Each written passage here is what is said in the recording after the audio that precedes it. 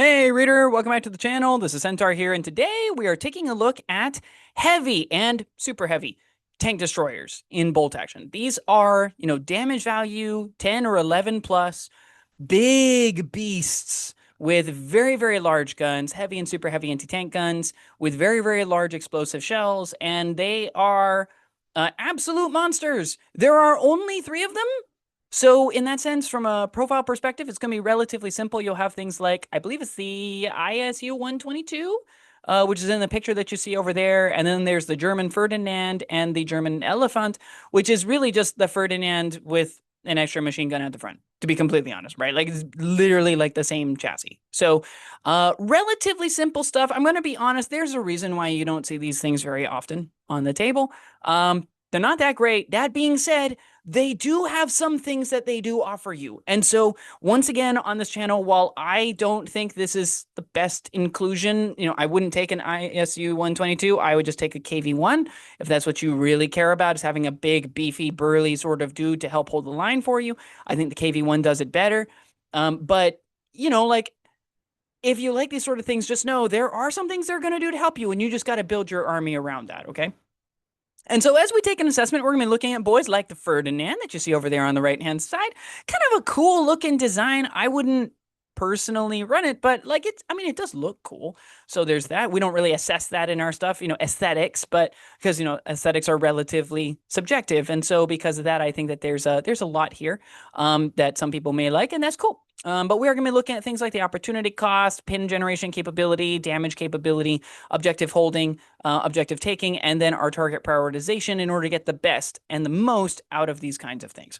So to start off with, one of them can take a machine gun, and you see it over there to the right. The Elefant, and I guess the ISU 122 as well, asterisk. We'll talk about that a little bit later. They can take machine guns. So in this case, you're looking at 4 shots at 36 inches with the Elefant. It's a little hard to see, but right there, smack dab in the center of that front square part, you'll see that there's a little machine gun poking out. So, it's a forward-facing machine gun. There's a little hatch so the guy can kind of look out and he can drop down and then he can fire. It's the assistant guy. I think he's right next to where the driver is. I'm pretty sure the driver's on the left-hand side and the gunner's over there on the right-hand side.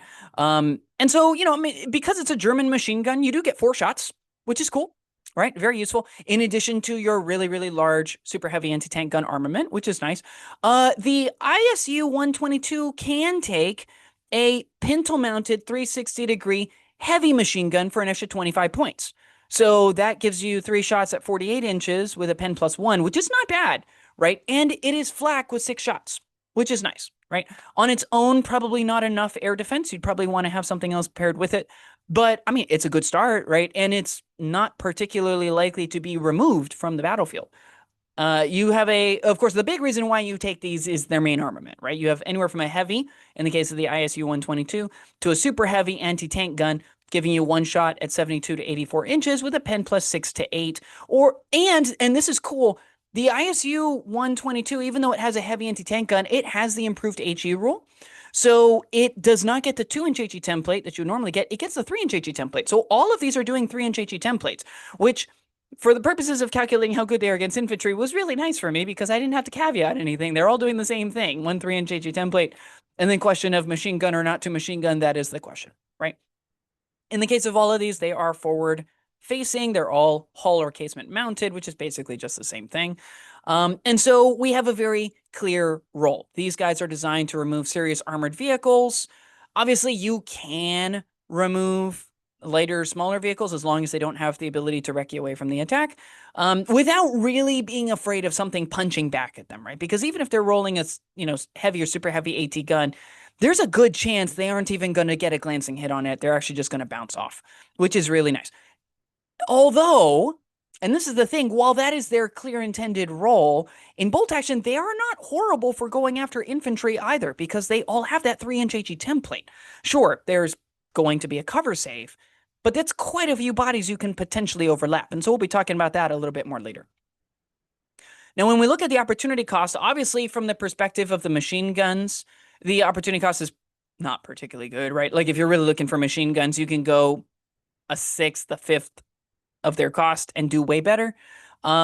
because again, like, yes, it has the ability to pin, but it doesn't really have the volume to do actual true removal unless like the opponent is at point blank range or directly in front of you with no cover, right? In which case, then yeah, you're going to do just fine. But in general, it's not the best. For the AT guns, the fact that it can be anywhere from pen +6 to pen +8, depending on whether or not it's the Panzer Ace variant for the Ferdinand, like it's durable. It is expensive for what you're getting, but it is unlikely to be removed, right? And so because of that, going after damage value 10 to 11 armored vehicles, these things are fantastic because they are more likely to do damage than your other options. You can go after DV6 to 9, just know you'll need to remove like 2 of them in order to make up your points in the case of DV9s, possibly the entire enemy armored platoon if they went on the lower end, right? And so I think that honestly, the biggest bonus for these things is the fact that if the enemy tries to out activate you by going for lots of order dice and you went for a smaller, more conservative number between, say, like 13 and 15 order dice, you're probably still going to be there, right? Especially if you deploy them, if you start deployed in, long lines or in quarter deployment, you could just do, keep it, say, like 3 inches back from whatever your furthest position is. They are not likely to get to point blank range of you if that's the case. And so you're able to then be able to weather whatever the first hit is and then just swivel around or even just head on potentially and just hit them back. At which point you're very likely to do something serious to them, right?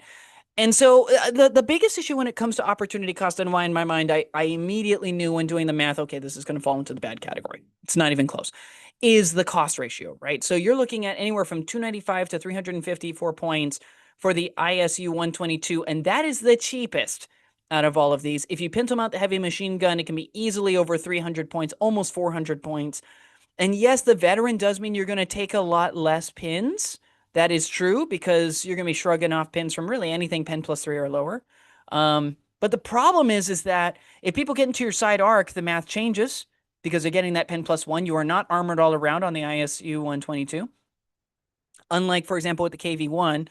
And so the result is you can still suffer pins even as a veteran ISU 122 relatively easily. Right? I mean, at 36 inches, a heavy autocannon is likely to get at least one hit against you. And if they are at your side arc, they are pen +4. That is at least 1 pin. Right? And so, and it could even be glancing damage against you, at which point it could be 2 pins. Right? Possibly even more than that, depending on what the result is on the chart. And so, like, again, I definitely feel like you could go the light tank destroyer or even medium tank destroyer route and get more value than you can with this. And that's not saying much because the medium tank destroyers did not place very well on the chart either. So I don't know about that, especially since it's not like the Soviet Union is hurting for options when it comes to running these. Germans even more so, right? Because with the Ferdinand and the Elefant, yes, you have, I mean, the only difference is 10 points more for a machine gun, right? That's the only difference. You do get access to the Panzer Ace. Panzer Ace is nice in that you are more likely to avoid, a crappy roll for damage. You're more likely to avoid a crappy roll for the damage result. At the same time, you're unreliable, and it is surprisingly easy to be able to get enough pen to at least glance you. And if they can at least glance you, then they just do an armor-piercing round hit. They hit, and when they hit you, they are doing 2 pins every time. I'm not saying it's a bad idea to take these veteran. I'm saying I wouldn't. And if you're looking for an option, you can buy 2 Stugs for the same cost as one of these. And I feel like if that's the case, your firepower is going to be about the same. If you're taking these things veteran, if you're taking them regular, you can buy 2 normal tanks for the same amount with medium AT guns. That's also going to be about the same, probably better because you're getting more machine gun fire, not to mention double the number of order dice. So again, like from an opportunity standpoint, you are passing up a lot to get these. That being said, good news, there is some aspects of this that are actually quite nice and are quite effective. From a pin generating standpoint, from a small arms perspective, I mean, again, you're way overpaying for what you're getting because you're only getting the 1 machine gun, if any small arms at all, right? The Ferdinand that you see over there on the right has no such machine gun.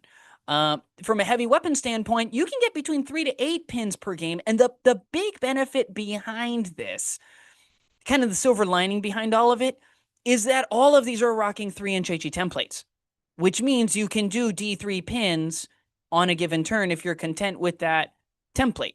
And the beautiful thing about it too is that 3-inch HE template can work just fine against lighter armored vehicles. So if you feel like, okay, they're getting, cover saves or whatever, so there's a decent chance we may not end up actually penetrating or removing this thing.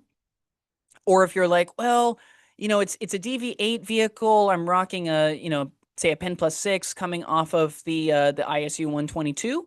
You're like, well, there's actually a reasonable chance that I might only glance or do no damage to this. It's a 1 in 3 chance. So maybe I'm just going to do the HE blast. Still have a chance to do damage to it because a Pen Plus 3 is going to do, still has a chance to do real damage. But what I'm really going to do is I'm going to do the D3 pins, right? And that's the benefit. I think against armored vehicles, it's probably still worth it to go the HE route, but just throwing it out there, like there are possibly chances, especially if the vehicle can get bonuses to its cover save. I think that there's at least a good chance that the HE option might be a really good option on these.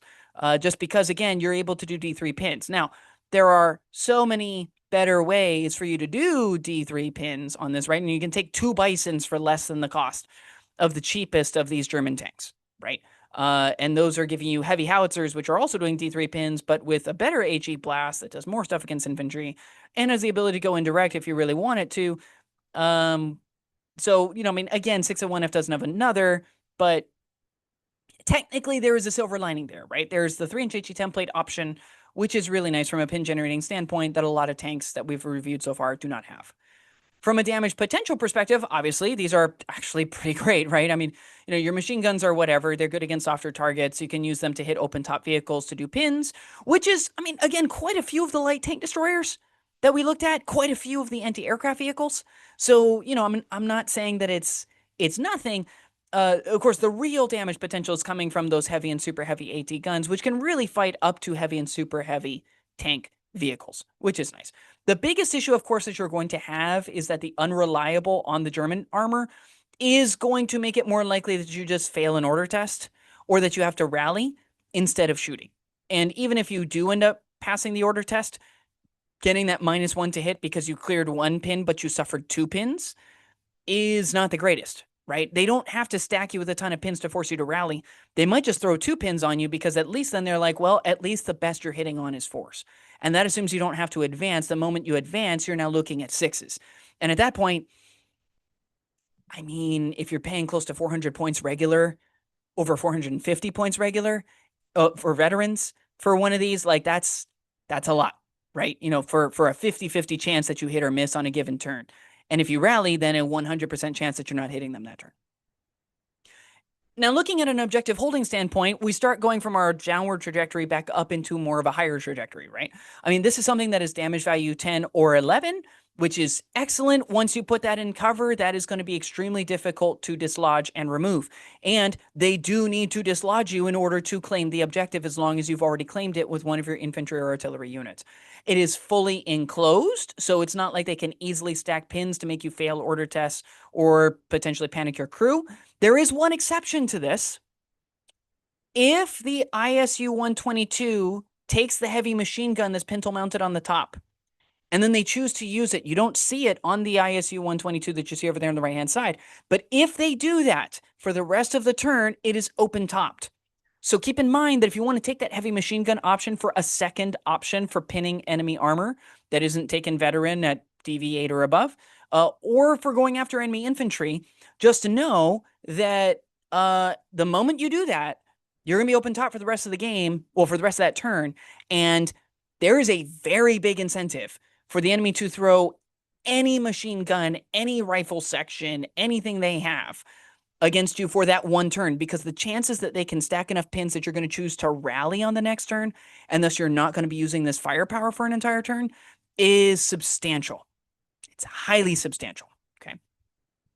That being said, it is regardless going to be an effective tool at repelling armor, right? Whether this is the Ferdinand, the Elefant, or the ISU 122, rocking anywhere from a Pen Plus 6 to a Pen Plus 8 against the enemy is going to give them a lot of pause. You are much more likely to see them drop people off if they have an armored transport from a safe distance and then let the infantry foot slog it because they are ironically safer doing that, they're far less likely to be pushing you with armor, which also means their ability to claim and maintain, have effective command and control over that objective is going down, because one of the easiest ways to do it is to flip control and then roll an armored vehicle onto it, because now anything that doesn't have armor removal capabilities will not be able to take that objective from you. So that's kind of nice. Again, you want to use these things to contest objectives, roll over them and take them with infantry, and then afterwards roll one of these onto it. So that way you can maintain control with an extremely durable piece, okay? It is expensive. That is fair. It is also hard to dislodge, right? And so one of the things we've been looking at in the So You Want to Play series is that these vehicles, they do have a place, which is those central objectives that are going to be more contested by the enemy and are the easiest ones for them to reach out and grab. Those objectives are perfect for items like these because they're very difficult to dislodge. You might be able to do it for an awful lot cheaper. More on that when we do the Churchills video, okay? But suffice it to say, for now, like these are very, very, very durable armored vehicles, and that is one of the things that's working in their favor, is the ability to hold and maintain an objective. Similarly, for taking an objective, I mean, they're pretty good, right? I mean, they can duel enemy armor up close or at range, because they're rocking a lot of firepower. If they get closer, point blank range just means more likely to hit and more likely to wound, which is really nice. The trick is you have to be able to keep the pins off of them, right? Because as soon as you start getting closer, it is also easier for the enemy to do pins to you, right? Even if you take these things veteran with a super heavy tank chassis. They cannot claim objectives on their own, so you do need to escort them with enemy infantry to actually maintain and remove control from the enemy.